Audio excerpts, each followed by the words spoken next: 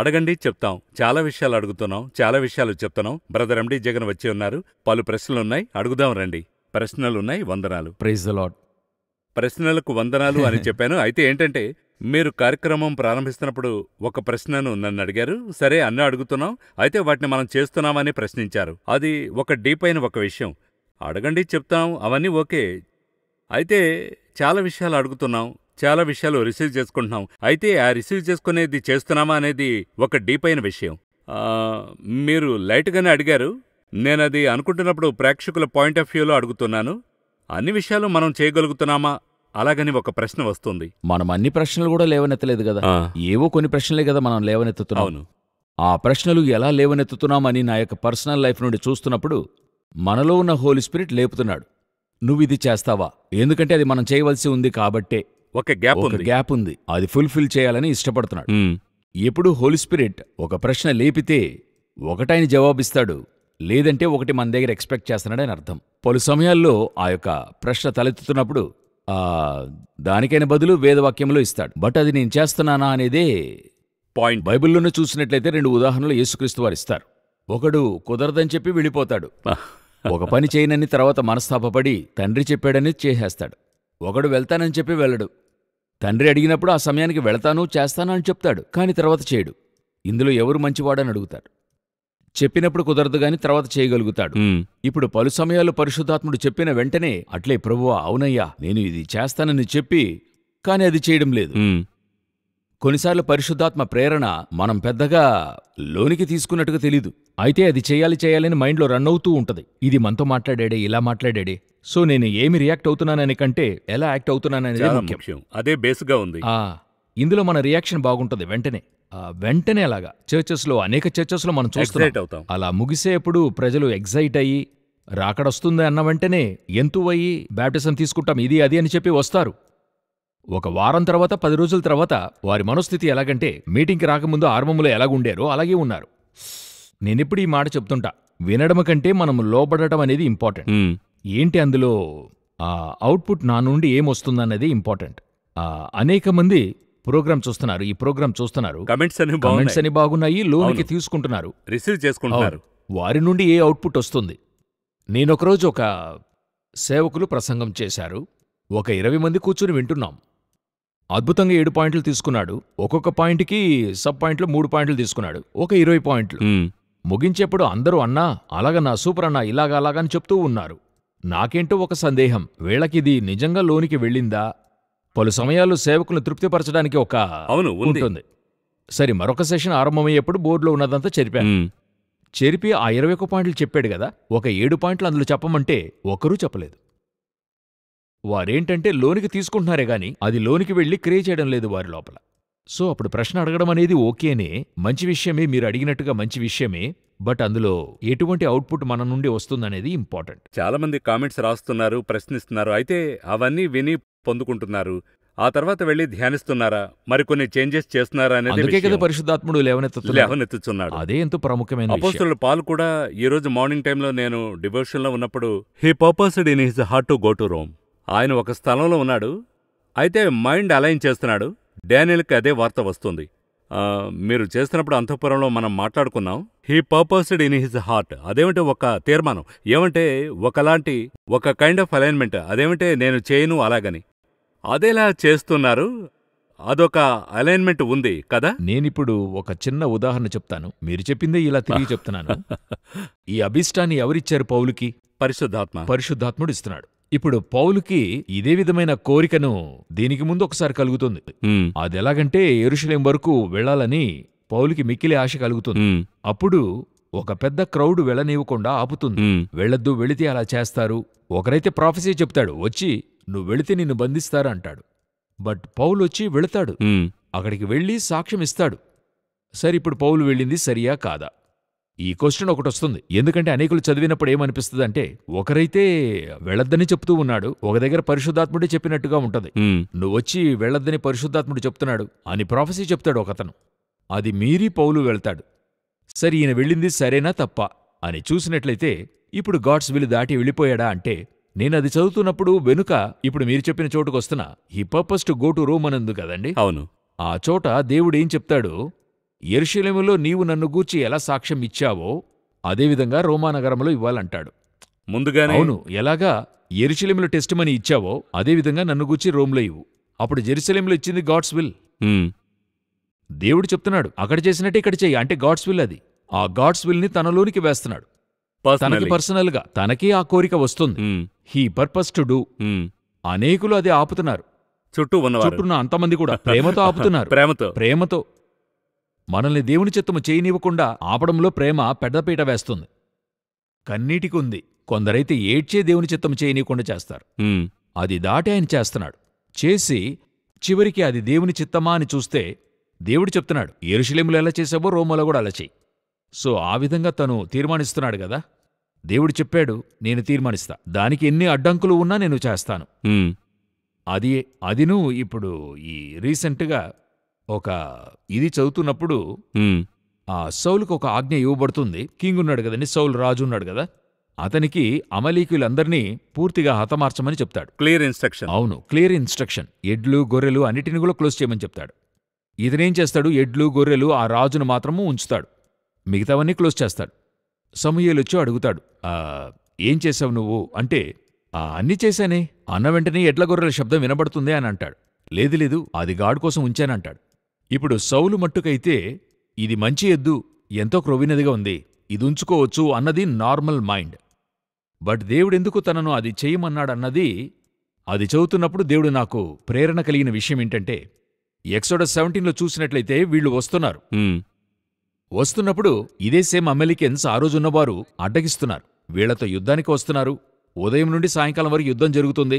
మోషే చెయ్యెత్తి నిలబడుతున్నాడు, జాషువా క్రిందకెళ్ళి యుద్ధం చేస్తున్నాడు, అన్నీ జరుగుతున్నాయి. ఆ ఎండ్ ఆఫ్ ద వార్ వీళ్ళు గెలుస్తున్నారు. గెలిచిన తర్వాత దేవుడు మోషేతో చెప్పిన మాట ఏంటంటే 17th చాప్టర్ ఎక్సోడస్లో చివర్లో ఉంటది. ఏం చెప్తున్నాడంటే, ఈ అమాలీకీయులను భూమి మీద ఇక లేకుండా మొత్తంగా నిర్మూలించాలని అక్కడ చెప్తున్నాడు. ఉమ్. ఆ రోజు ఆయన యొక్క పర్పస్ని ఎవరిని బట్టి జరిగించాలంటే సౌలును బట్టి జరిగించాలి. ఒక పెద్ద ప్రణాళికను నెరవేర్చాలి. ఒక హెవెన్లీ ప్లాన్ అది. ఉమ్, ఈయన ఎద్దు గొర్రెలని క్యాషువల్గా వదిలేశాడు, లైట్గా తీసుకున్నాడు. లైట్గా తీసుకున్నాడు. ఒక నార్మల్గా ఎద్దు గొర్రెలను తీసుకున్నాడు. అలాగే ఆ రాజును కూడా ప్రాణంతో ఉంచుతాడు. అప్పుడు యోచించండి, గాడ్ యొక్క విల్లొచ్చి హెవెన్లీ ప్లాన్ వచ్చి మోర్ దెన్ 40 years 50 years 100 yearsగా ఉంది. ఉమ్, ఈ రోజు నాకు ఇవ్వబడిన అవకాశంలో దేవుని చిత్తాన్ని దాడుతున్నాను. నేను ఆ ఇన్సిడెంట్ చదువుతున్నప్పుడు పరిశుద్ధాత్ముడు చెప్తున్నాడు, నేను ఒక ఎద్దును గొర్రెను ఉంచినందుక నేను సౌలు మీద కోపడుతున్నాను. ఉమ్. అందుకే ఆ రాజ్యభారాన్ని తోసేశానా, ఇక మీదట తను ఉండడని? అందుకు కాదు. ఇది నా 100 ఏళ్లకు మించిన ఒక ప్లాన్. ఈ ప్లాను నేను చెప్పింది. అటు తర్వాత వాక్యం చెప్తుంది, సౌలును రాజుగా నిర్ణయించినందుకు దేవుడు పశ్చాత్తాపడ్డాడు, ఫీల్ చేస్తున్నాడు. ఎందుకంటే తను చెప్తున్నాడు, నా ఆజ్ఞలను గైకొనకుండా పోయాడే. ఎందుకంటే నేను అక్కడ ఒక వర్డ్ ఇచ్చాను, అమెరికన్స్ని క్లోజ్ చేస్తానని. ఆ వర్డ్ నేను ఇక్కడ నెరవేర్చాలి. ఎవరిని బట్టంటే ఇతన్ని నమ్మే చెప్పాను, తను నెరవేరుస్తాడని. అప్పుడు నమ్మి ఒక విషయాన్ని చేయలేక మనం మిస్ అయినప్పుడు అక్కడే అదే ఆ purpose to do God's will నేను ఇక్కడ చేయాలి. ఇప్పుడు దేవుడు ప్రేరేపించి సమూయేలుతో చెప్తున్నాడు, వెళ్ళి క్లోజ్ చేయమని చెప్పి. దానికైనా అధికారం నీ దగ్గర ఉంది, దేవుడు నీకు సక్సెస్ కూడా ఇచ్చాడు. అందులో ఉన్న ఒక చిన్న విషయం, ఇదే పలు సమయాలలో దేవుడు మనతో మాట్లాడి మనం చేయని ఒక విషయం, గ్రహించి మనం చేయని ఒక విషయం, అందులో ఏదో ఒక అడ్డంకు ఉంటది. అది ఓవర్కమ్ చేయాలి. అది ఓవర్కమ్ చేయాలి. దేవుడు చెప్పినట్టు చేయించు. అదే వెరీ ఇంపార్టెంట్. అది చేసేప్పుడే ఈ గాడ్స్ విల్ ఫుల్ఫిల్ అవుతుంది. మనకి దేవుడు చెప్పిన ఒక విషయాన్ని ఏదో ఆనాటికైన విషయంగా మనం భావించకూడదు. దాని వెనుక ఒకటి క్రితం చెప్పిన కొన్ని ప్రాఫెసీస్ కావచ్చు, లేకపోతే ఫ్యూచర్లో జరగబోయే విషయాలు కావచ్చు. అది బేస్ చేసి ఇక్కడ మాట్లాడతాడు. దేవుని దగ్గర ఒక డైమెన్షన్ ఉండనే ఉండదు. ఇంతకుముందు అది చెప్పుకున్నాం. 1 డైమెన్షన్ కాదు, అనేక డైమెన్షన్స్ ఉంటాయి. మనం ఈ 1 డైమెన్షన్లో పరిగెత్తే వ్యక్తులం. సో ఇది ఎంతో ఇంపార్టెంట్ అయింది. అది కాకుండా పాలుకి ఆ ముళ్ళు ఒకటి ఉంది, ఒక సమస్య ఉంది శరీరంలో. అలాగని ఉండి కూడా అది అలా ఉంచి మై గ్రేస్ ఈజ్ సఫిషియెంట్ అని అదే నేను చెప్తున్నాను. అతనికి చేసే పరిస్థితి లేదు. But I want to do the God's work. అప్పుడు అలైన్ గానే ఉన్నాడు. ఆ యొక్క ప్రేరణకి చోటునిచ్చేవారు, ఆ ప్రేరణకి లోబడేటువంటి. అవును, నేను పర్సనల్గా నా గురించే చెప్తాను. పరిశుద్ధాత్ముడు చెప్పిన అన్ని విషయాలకు ఫస్ట్ ప్రశ్న అడిగారు, అన్నిటికీ లోబడగలమా అంటే లేదు. పలు సమయాల్లో మనము సంకోచిస్తాం, మరలా పరిశుద్ధాత్ముడు ప్రేరేపిస్తాడు. ఇలాగా మనల్ని పర్ఫెక్ట్ చేయడానికే టైం సరిపోతుంది. దీనికి మధ్యలో మనల్ని ఉంచుకుని తన చిత్తాన్ని జరిగించాల్సి ఉంది. నేనొకరోజు దేవుని దగ్గర చెప్పుకున్నా, నన్ను పెట్టుకుని మీరు చాలా కష్టపడుతున్నారన్నాను. వాస్తవం అది. ఉమ్, ఎందుకంటే మీరు చూడండి, పౌలు వంటి ఒక వ్యక్తి, పీటర్ వంటి ఒక వ్యక్తి, జాన్ వంటి ఒక వ్యక్తి, ఓల్డ్ టెస్ట్మెంట్ ప్రాఫిట్స్ ప్రవక్తల్ని మీరు తీసుకోండి, హోషేయ వంటి వ్యక్తి, ఎజేకియల్ వంటి వాడు, వీళ్ళందరూ 100% గాడ్స్ విల్ చెప్పింది అట్లే చేసేవాళ్ళు. బ్లైండ్గా మనం 1016 ప్రశ్నలు అడిగి దానికి దేవునికి మనం అడ్వైస్ ఇచ్చి ఎందుకు మనం ఇలా చేయకూడదు, అలా ఇదుంచుకొని మనము ముందుకు వెళ్లకుండా ఇలాంటి కార్యక్రమం ఈ విధంగా చెప్పబడునని చెప్పి మన కార్యక్రమంలో మనతోనే మాట్లాడుతూ, నేనదే చెప్తా, ఈ కార్యక్రమం ఎవరితో మాట్లాడుతుందో లేదో కొన్ని విషయాలు దేవుడు మనతోనే మాట్లాడుతున్నాడు. సో గాడ్ మనతో చెప్పే విషయాలకి మనము లోబడాలి, అప్పుడే ఆ ప్రశ్నకు మర్యాద ఉంటుంది. జాన్ చాప్టర్ 14 గత రికార్డింగ్లో మనం చూసాం. 3 డిసైపుల్స్, 3 విధాలైన ప్రశ్నలు. ఒకటి ఇండియాకు వచ్చిన తోమా, దీని గురించి చాలా మాట్లాడాం. మరొకటి ఫిలిప్ అయితే అతను ఒక ప్రశ్న వేస్తున్నాడు. ఆ తర్వాత జూడాస్ బిట్రేడ్ చేసిన అతను కాదు, మరో జూడాస్, ఆయన ఒక ప్రశ్న వేస్తున్నాడు. ఈ రోజు నమోదులో అయితే 3వ డిసైపుల్ అడిగిన ప్రశ్న చూడాలని అనుకుంటున్నాను. ఒక వ్యత్యాసమైన అప్రోచ్ అనంటే అతను ప్రశ్నిస్తున్నాడు, lord how is it that you will manifest yourself to us and not to the world? తెలుగులో ఎలా ఉంది? యోహాను 14:22 ఇస్కరియోతు కాని యూదా, ప్రభువా, నీవు లోకమునకు కాక మాకు మాత్రమే నిన్ను నీవు కనబరుచుకొనుటకేమి సంభవించేనని అడుగగా.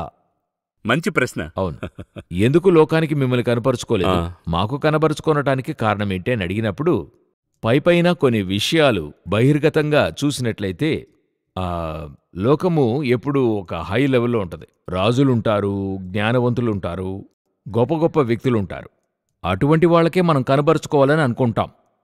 మనకే ఒక ఫ్రెండ్ ఉండాలంటే ఎవరు ఫ్రెండ్గా ఉండాలనుకుంటామంటే ఈ రోజుల్లో ఏ కాలంలోనైనా, ఇప్పుడైతే మన ఫ్రెండ్ ఒక మంచి సొసైటీలో పెద్దవాడంటే మనము బయట చెప్పడానికి సంతోషపడతాం, ఈయన నా ఫ్రెండ్ అని చెప్తాం.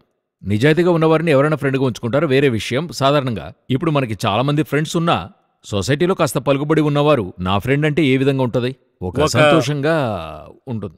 అటువంటి ఒక వ్యక్తికి మనం కనబరుచుకోవాలని సంతోషిస్తాం. వాళ్ళకి చేయకుండా మమ్మల్ని బేసిక్గా చూస్తే జాలర్లుగా ఉన్నాము, ట్యాక్స్ కలెక్టర్గా ఉన్నాము, ఏదో చిన్నగా చేస్తున్నాం, మేమొక పెద్దవాళ్ళని చెప్పేలాగా లేదు. ఆ విధంగా ఉన్న మాకు కనబరుచుకోవడానికి కారణమేంటి? ఇదే ఆయన అడిగేటువంటి బేసిక్ ఆ ప్రశ్న యొక్క అర్థం. ఇలాగా తీసుకోవచ్చు. లేక ఇంకా కొంచెం ఒక మెట్టు పైకెళ్ళి, మీరే మమ్మల్ని ఇన్ని సంవత్సరాలుగా చూస్తూ ఉన్నారు, ప్లస్ మైనస్ అన్ని కూడా మీకు కనబడుతూనే ఉన్నాయి, మాకెందుకు మిమ్మల్ని కనబరుచుకుంటున్నారు? అప్పుడు దాని వెనుక రీజన్ ఏంటి? లోకానికి చెప్పకుండా మాకు చెప్పడానికి రీజన్ ఏంటి? ఈ క్వశ్చన్ మంచి అద్భుతమైన ప్రశ్న కదా. అప్పుడు యేసయ్య ఇప్పుడు రెవల్యూషన్ ఇవ్వబోతాడు, తండ్రిని గురించి తెలియజేయబోతున్నాడు. అప్పుడు టార్గెటెడ్ క్రౌడ్ ఎవరు? అందరికీ ఆయన యొక్క వ్యూ అందరికీ కూడా. ఫిలిప్కేమనిపిస్తుంది? అంతటివారైన మీరు నాకెందుకు చెప్తున్నారు? మాకు కనపరచడానికి వెనుక రీజన్ ఏముంది అంటే మాకు చెప్పడానికి కారణమేంటి? పలు సమయాలలో ఇదే దేవుని యొక్క చిత్తమై ఉంది. ఈ రోజును మనమందరం అడిగే ప్రశ్న ఏంటంటే, ముందు ఒక మినిస్ట్రీకి కాల్ చేస్తున్నప్పుడు నన్నెందుకు దేవుడు మినిస్ట్రీకి పిలుస్తున్నాడు? పలు సమయాల్లో దేవుని మట్టుకైతే ఓన్లీ క్వాలిఫికేషన్ని క్వాలిఫికేషన్గా చూడడు. నేను చెప్పేది ఎడ్యుకేషన్, ఈ విషయాలన్నీ. ఎడ్యుకేషన్ వద్దని చెప్పలేదు, ఉన్నా సరే లేకపోయినా సరే ముందుగానే చెప్పుకున్నాం. రెవల్యూషన్, డానియల్ రెండూ ఉన్నాయి. డానియల్ బాగా చదివిన ఒక గొప్ప విద్యావేత్త, ఆ రోజున్న వారిలో అధికంగా చదువుకున్నవాడని వాక్యం చెప్తుంది. జ్ఞానం గలవాడు, సకల విద్యా ప్రావీణ్యత గలవాడని ఉంది. అయితే ఈయన చెప్తున్నాడు, జాన్ చెప్తున్నాడు, చదువులేని పామరులైన మాతో ఇటువంటి కార్యములు చేశాడు. ఎంతటి కాంట్రాస్ట్! ఇతడు రాజవంశస్థుడనుంటది, ఇతడు ఒక జాలరి. ఇతను రాజగృహంలో ఉండాడు, ఇతను పద్మసు ద్వీపంలో చెరసాలలో ఉంటాడు. ఈ విధంగా ఉంటున్నప్పుడు వీరిద్దరిని దేవుడు యూజ్ చేసి ఒక విషయంలోకి తెస్తున్నాడు. భయంకరమైన ఒక విషయాన్ని డౌన్లోడ్ చేస్తున్నాడు. అవును, ఆ విధంగానే దేవుని యొక్క ప్లాన్ ఉంది. ఎందుకంటే దేవుని ప్లాన్ అన్నది ఎక్కడున్నావు, ఏం చదివావు, ఎక్కడ పుట్టావు అన్నది బేసే కాదు. అది దేవుడు చూసేదే లేదు. దేవుని మట్టుకైతే నా మాటకి నా చిత్తానికి నువ్వు యూస్ అవుతున్నావా? ఎవరైనా కావచ్చు. ఉన్నవారిలో ఎత్తైన ఒక వ్యక్తి సౌల్, అతన్ని కింగ్గా సెలెక్ట్ చేస్తాడు. అడవిలో గొర్రెలు కాస్తున్న ఒక వ్యక్తి, అతని కింగ్గా సెలెక్ట్ చేస్తాడు. ఇద్దరు ఒక దేశానికి రాజుగా ఉంటారు. అదే ఇశ్రాయేల్లో ఒకరు ఇలాగుంటారు. సమస్త ఇశ్రాయేలులో సౌలు వంటి ఎత్తైనవారు ఎవరూ లేరు. బైబిల్ అలా చెప్తుంది. ఇతడైతే సౌలు వేసుకున్న డ్రెస్సే వేసుకోలేడు, అటువంటి వ్యక్తి. అప్పుడు దేవుని యొక్క ప్లాన్ లోపల ఒక విషయం లోపల కాంట్రాస్ట్ పీపుల్స్ ఉంటారు. అవును, ఏలీ ఉన్నాడు, శామ్యూల్ ఉన్నాడు, ఏలీ ఉంటాడు, శామ్యూల్ ఉంటాడు. అతను అవును. ఒక చిన్న బాలుడు. ఇద్దరిని ఒక దగ్గర ఉంచి ఆ స్థలముల నుండే విషయం చెప్తున్నాడు. సో దేవుడు అటువంటి కార్యాలు చేయగలడు, ఎందుకంటే ఆయనకి స్పిరిచువల్ క్వాలిటీ ఈజ్ ఇంపార్టెంట్. కూడా ఉన్నవారి ఫిజికల్ క్వాలిటీ యూజ్ చేస్తున్నాడు అవసరమైతే, లేకపోయినా ఆయన యూజ్ చేస్తాడు, అది వేరే విషయం. అలాగుంటున్నప్పుడు ఇక్కడ ఫిలిప్పు నాకు కనపరుస్తున్నప్పుడు నాకొక విషయాన్ని అప్పగించబోతున్నారు. నేను దానికి ఎలాగా క్వాలిఫై, దానికి ఎలాగున్నాను. కాబట్టి అప్పుడు దేవుడు మన దగ్గర ఏం చూస్తున్నాడంటే, నేను నిన్ను ఉపయోగించాలి అన్నట్టయితే నువ్వు ఎవరన్నది, నీవెంత చిన్నవాడివి ఎంత పెద్ద వ్యక్తి అని ముఖ్యం కాదు ఇక్కడ. ఈరోజు అనేక మంది ఈ ఒక్క విషయంలో మిస్టేక్ చేస్తున్నాం. నేను ఉపయోగపడతానా? నన్ను పిలుస్తాడా? నన్ను కూడా పిలుస్తాడా? నాకొక వాక్యము ఎప్పుడు కూడా నన్ను టచ్ చేస్తూ ఉంటది. ఏంటంటే, బేత్లెహేము ఎఫ్రాతా యూదావారి కుటుంబములలో నీవు స్వల్పగ్రామమైనను అని ఉంటది.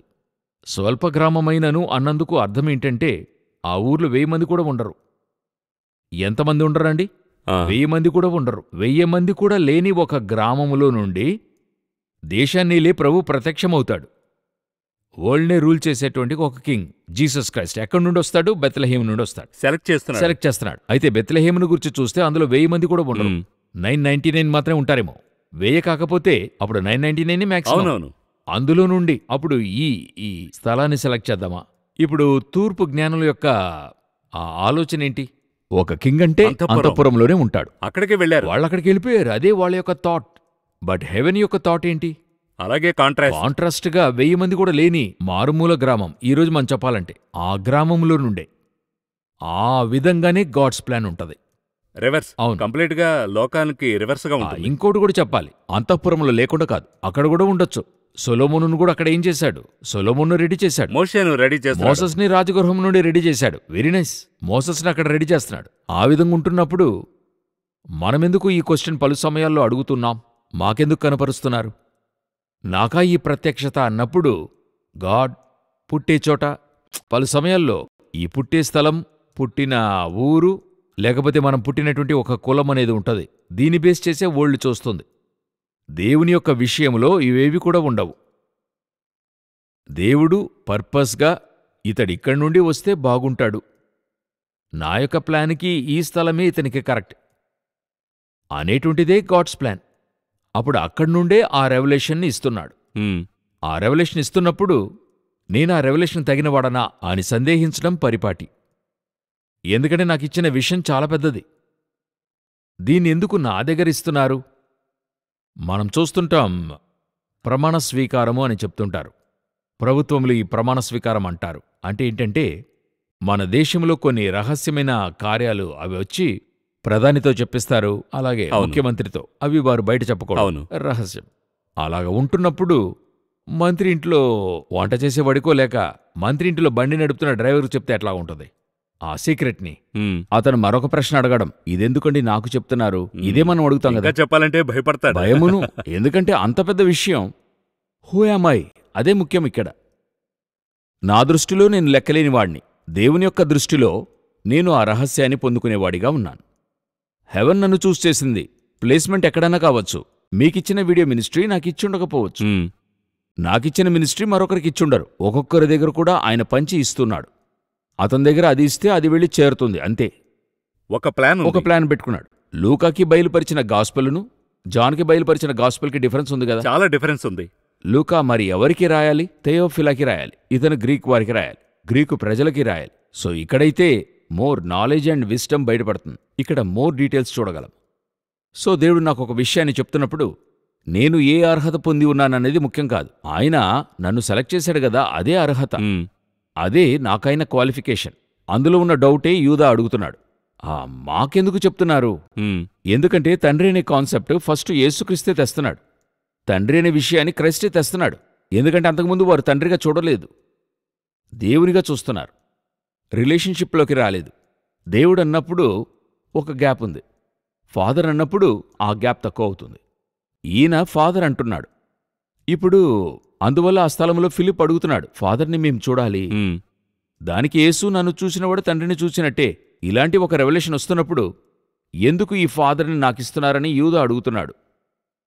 ఎందుకంటే ఇది పెద్ద విషయంగా ఉందే అలాగని.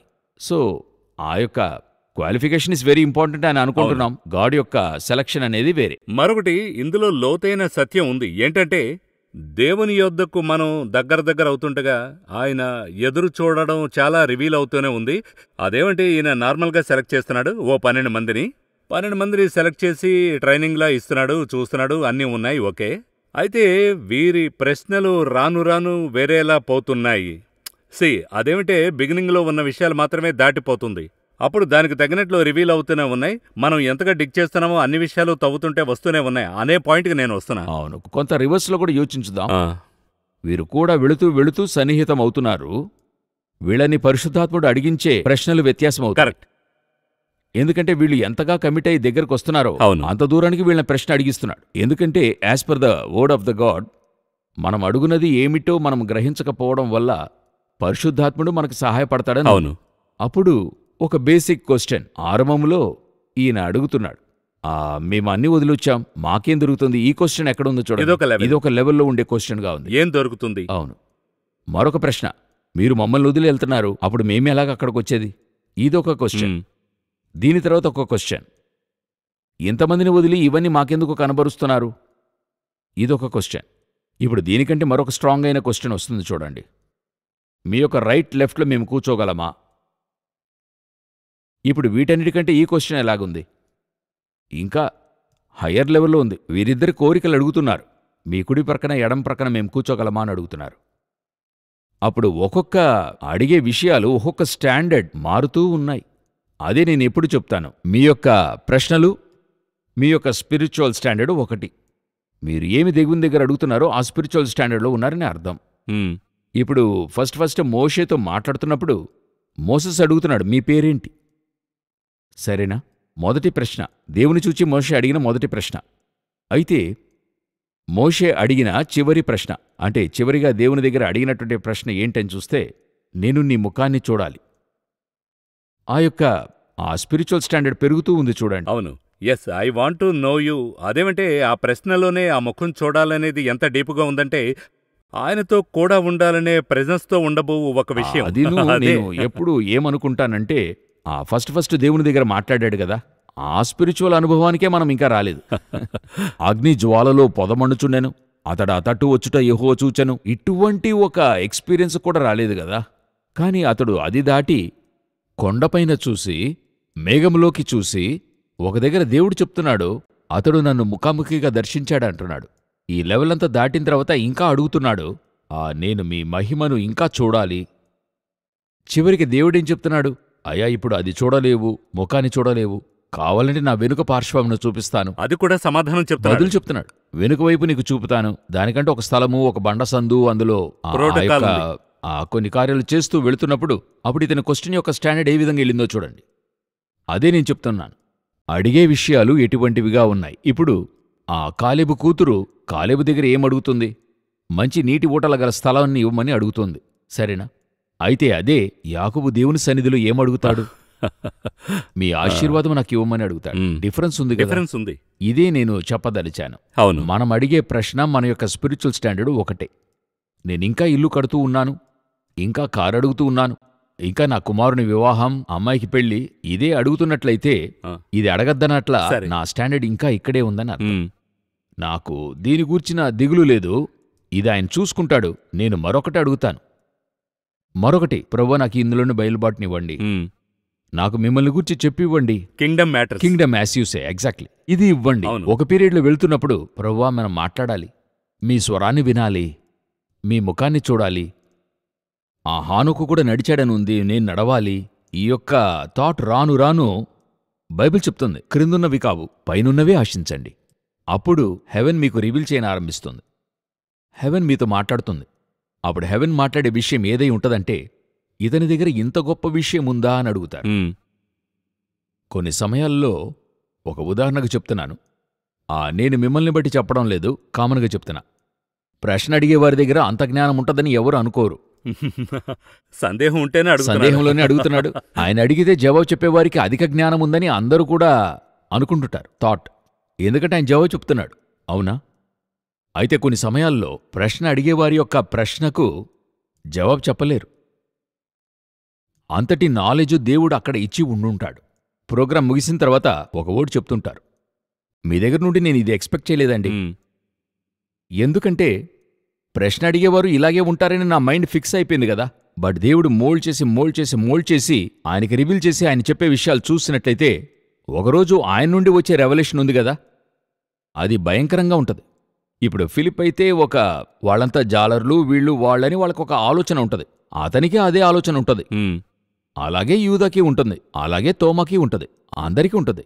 ఒక దగ్గర వీళ్ళకే అనిపిస్తుంది, మన దగ్గర ఇటువంటి విషయాన్ని మాట్లాడుతున్నాడే కూర్చుని. చివరికి అడుగుతున్నాడు, ప్రభువా, లోకానికి చెప్పనిటువంటి విషయాలని మాకెందుకు చెప్తూ ఉన్నారు? సో ఆ క్వశ్చన్కి వెనుక ఒక నార్మలైన విషయమే లేదు. దేవుడు కూడా దానికి చెప్పిన జవాబు ఎంతో బాగుంటుంది. చాలా మాట్లాడుకుంటూ వెళ్ళొచ్చు. ఇప్పుడే ప్రారంభించినట్లుంది, వెంటనే ప్రోగ్రాం ముగిసినట్టుంది. ఈ విషయంలో ఈ పాయింట్ చెప్పి ముగించాలని అనుకుంటున్నాను. అదేమంటే అడుగుతున్నాం, అయితే అది చేస్తున్నామా? నేను ప్రారంభించిన దగ్గరకే వస్తున్నాను. ఎండ్ ఆఫ్ ద డే అదే మన యొక్క టేక్. అదే మన ప్రేక్షకులకు, టీవీ ప్రేక్షకులైనా, యూట్యూబ్ అయినా ఇన్క్లూడింగ్ మనతో కలిసి చెప్తున్నాను. అడుగుతున్నాం, అయితే అది చేస్తున్నామా అనేందుకు మనం కొంచెం డీప్గా వెళ్ళాలి. దీనికి పరిశుద్ధాత్మ సహాయం మనకు కావాలి. దీనికి ఆయన నడిపింపు కావాలి. ఆయనే కోరికను ఏర్పరుస్తున్నాడు, ఆయనే చేయూతనిస్తున్నాడు, రెండు ఆయనే చేస్తున్నాడు. మరో కార్యక్రమంలో మరో ప్రశ్న ఉంది. ఈ కార్యక్రమానికి వచ్చినందుకు మళ్ళీ మీకు ధన్యవాదాలు. సంతోషం, వందనాలు.